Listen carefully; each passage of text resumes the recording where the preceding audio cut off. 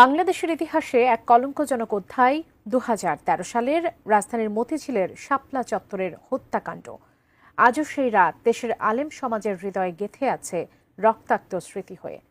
পাখির মতো গুলি করে হত্যা করা হয়েছিল অসংখ্য ধর্মপ্রাণ আলেম ও মাদ্রাসা ছাত্রকে।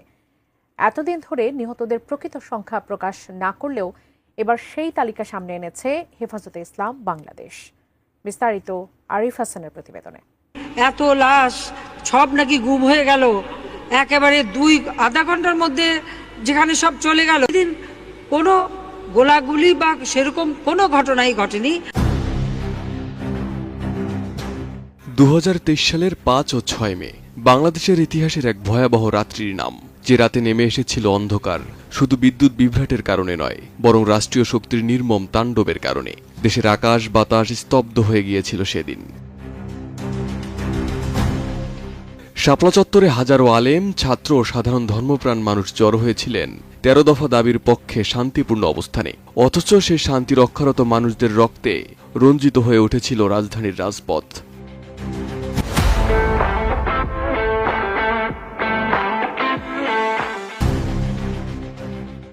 এগারো বছর আগের সেই ইতিহাস এখনো কাঁদায় দেশবাসীকে। হেফাজতে ইসলাম সম্প্রতি প্রকাশ করেছে সেই রাতের শহীদদের একটি প্রাথমিক তালিকা, যেখানে ৯৩ জন নিহতের নাম, ঠিকানা এবং পরিবারের পরিচয় অন্তর্ভুক্ত করা হয়েছে। তালিকাটি এখনো যাচাই বাছাই চলছে, তবে সংগঠনটির পক্ষ থেকে জানানো হয়েছে এই সংখ্যা আরও বাড়তে পারে। সেদিনের মহাসমাবেশটি ছিল পূর্বঘোষিত। ব্লগারদের ধর্ম অবমাননা, নারীনীতির বিরোধিতা এবং ইসলামী মূল্যবোধ প্রতিষ্ঠার লক্ষ্যে হেফাজতের অবস্থান কর্মসূচিতে অংশ নেয় লাখো মানুষ। দিনের বেলা শান্তিপূর্ণ থাকলেও রাত গভীর হতেই যেন বদলে যায় চিত্রপট। হঠাৎ করেই শুরু হয় অন্ধকারে অভিযান। আলো নিভিয়ে সাংবাদিকদের সরিয়ে শুরু হয় অপারেশন। ইতিহাসে যা অপারেশন সিকিউর শাপলা নামে পরিচিত।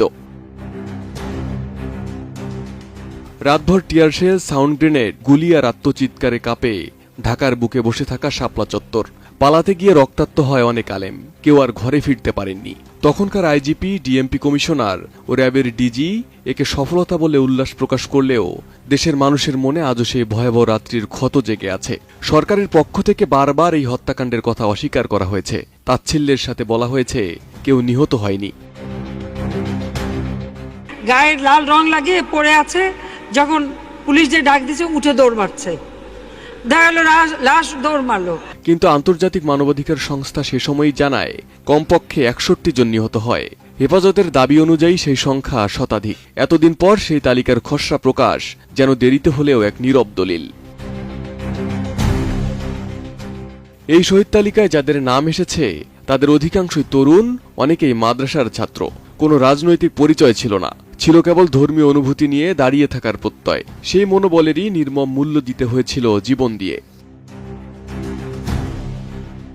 অভিযোগ রয়েছে তৎকালীন প্রধানমন্ত্রী শেখ হাসিনার নির্দেশে ওই পৈশাচিক অভিযান চালিয়ে আলেম সমাজকে নিশ্চিহ্ন করার চেষ্টা করা হয়েছিল। যদিও সরকার পক্ষ থেকে সেই অভিযোগ কখনো স্বীকার করেনি, তবে সেই রাতের স্মৃতি আজও সাধারণ ধর্মপ্রাণ মুসলমানদের হৃদয়ে এক দগদগে ক্ষতের মতো রয়ে গেছে। Arif Hasan, ATN news, Dhaka.